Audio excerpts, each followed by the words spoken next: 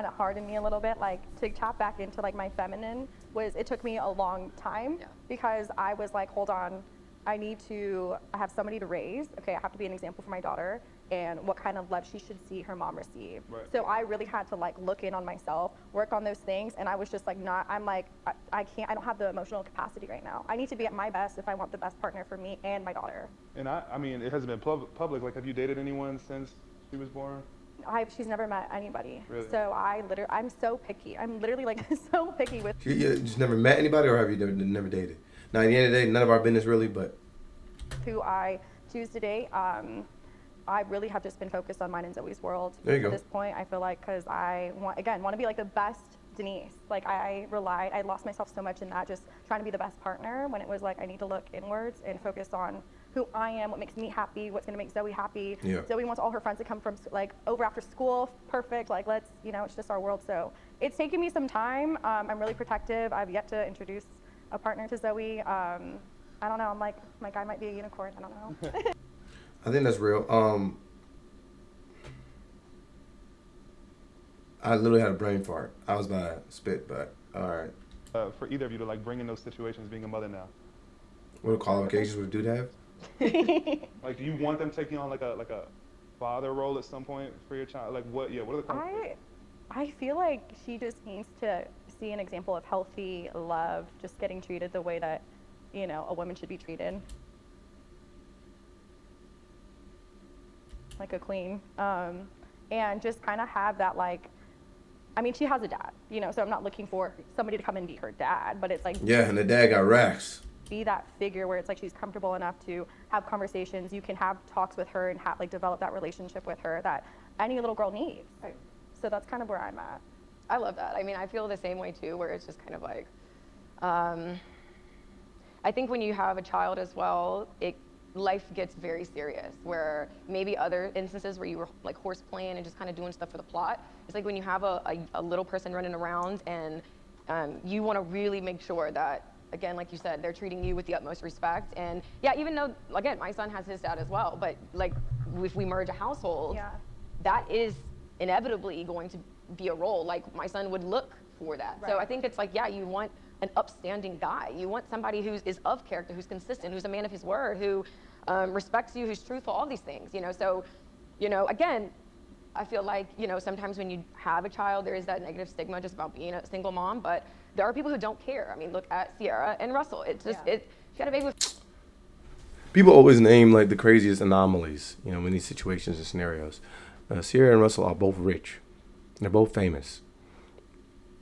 It's like, it's an easy one to name, but I mean, that's not even anything that would be indicative of the general population. I think that, in general, that you should just, like they said, you should have a little bit of wherewithal to try and pay attention to who you're dealing with and where you are in your journey. I think that's important.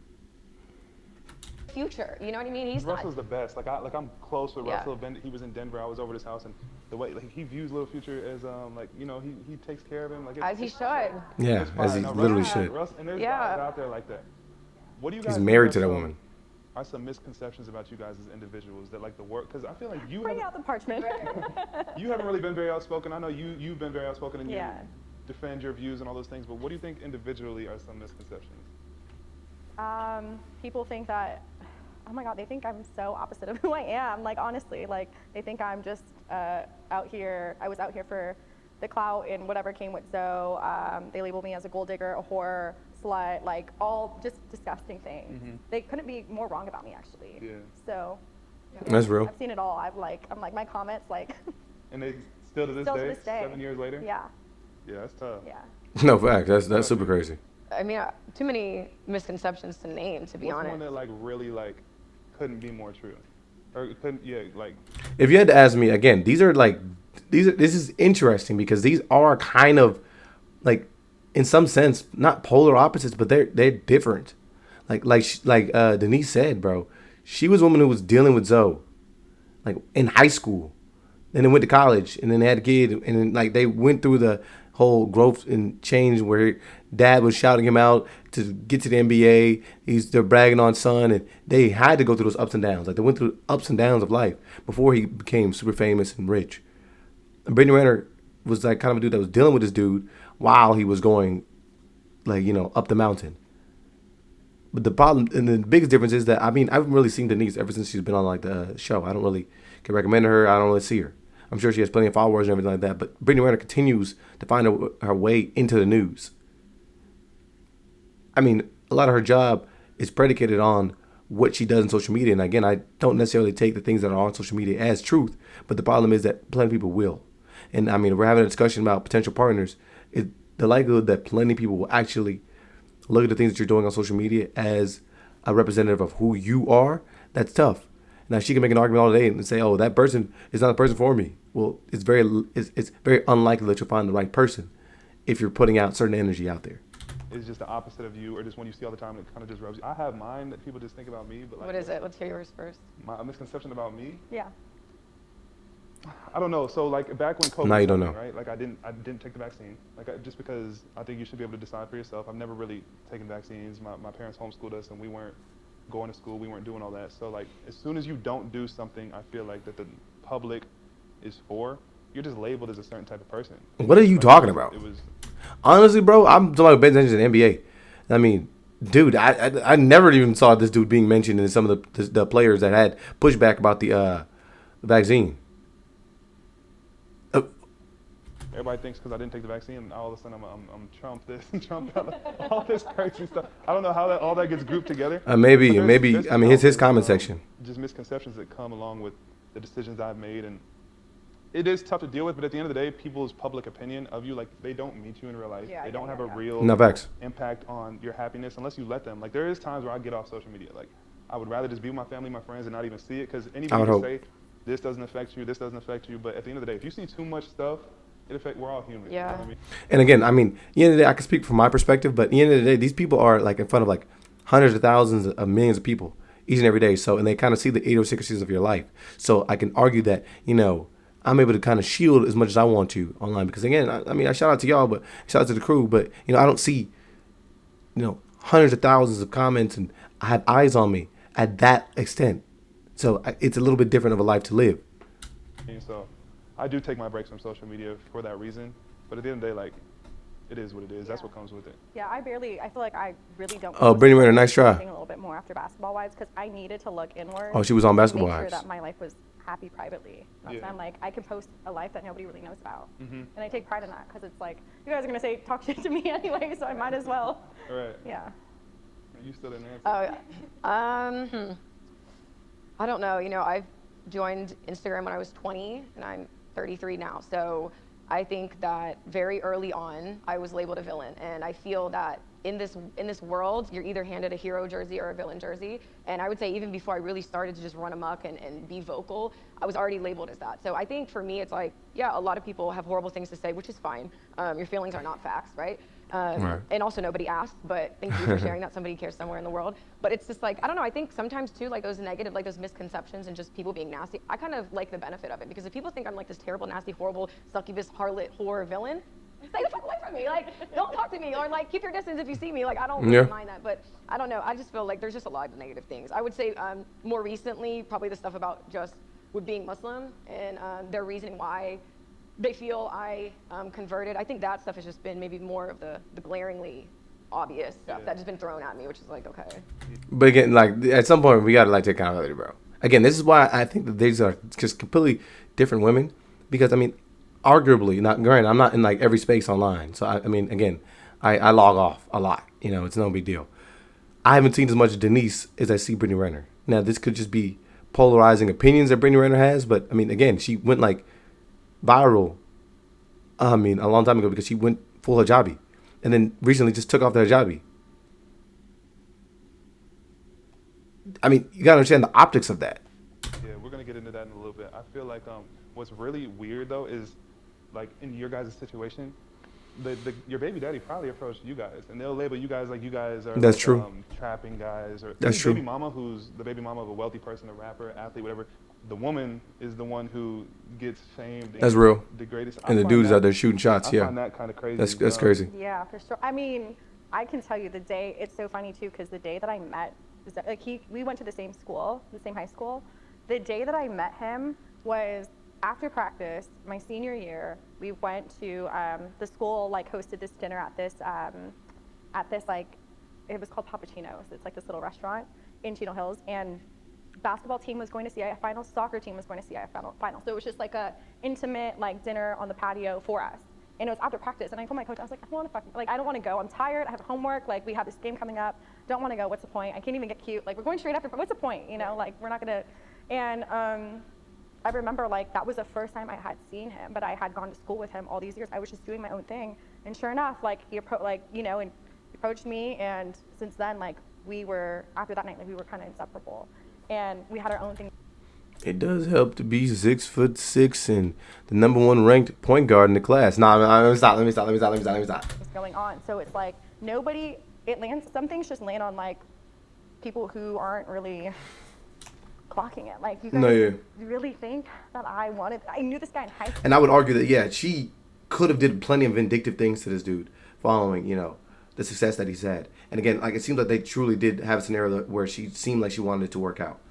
I mean, and again, that's from the outside looking in. We don't know the small details, but at the end of the day. Well, I never wanted our relationship to be based off the things that he can do for me. Because I was real. like, that's not our foundation of how we even liked each other. You know what I mean? So I just feel like people just will always find something negative to say about it. So it sucks, but it is what it is. Like, I'm not going to say, hey, look at me, I'm a good person. Like, hey, no, this is my love. No, like, it is what it is. Yeah, I feel like a lot of athletes that I've met, they're like coddled man children. So we definitely are. Yeah, it's like this guy was good in middle school. He had his whole future mapped out. Everybody from the teachers to the professors to the coaches to that's really, to me, my experience. There are some stereotypes that are just true. Yeah. And I remember I made a video back in 2018 saying, athletes are really dumb, because most of them are. It's just like, if there's substance, it's just not what they lead with. Yeah. So for me, it's like, Okay, well then. But, so for me, I think it's like, because of playing basketball, like, you guys throw a ball in a hoop. You guys aren't curing cancer. Just like we're on reality TV. We're not doing anything to change the world. This is like cotton candy for the soul. But what it comes down to is like, you guys are have an opportunity to change your whole family situation. So you're already fucking king ding-a-ling when you're fucking 13 years old. Like, so then you grow up, no real character, no integrity. I completely your agree. teacher low-key wanted to fuck you, and you had this other bitch who was sucking your dick and doing your homework. And it's just like, now you guys are expected to be like outstanding men? No. That's like, real. You guys suck. Like, you know what I mean? So it's not shocking. It's not breaking news. This is general, as old as time. But if that's a stereotype on athletes or whatever, then doesn't that stereotype exist for the women that so many of them flock to the athletes? Because if all these girls know, if all of them know that athletes are dumb and they don't have any character and they know that the dudes are going to probably cheat on not all. Most of them, you know what I'm saying? Like, then the women who are going after these dudes, there's got to be something wrong with them, like bad intentions. Like what we go back to. So the stereotype that some of these girls are like called the names that they're called, do you think that there's any validity to that if the stereotype really is that athletes are dumb and we're not good dudes and we're going to cheat on the girls that we're with? Like, so what does that say about the girls that are chasing them? That's, first of all, fantastic fucking point. Relationships are mirrors. I also think too, when you meet somebody and you see these glimpses of hope, like, okay, maybe there is more to them. Maybe they are different. Maybe I'm different. Maybe he was doing all these things because it wasn't the right fit. And then you come to find out that, well, the best prediction for future behavior is past behavior. It's not that anybody can't change. It's that Then we have a whole segment of this talking about why should you worry about anybody's past?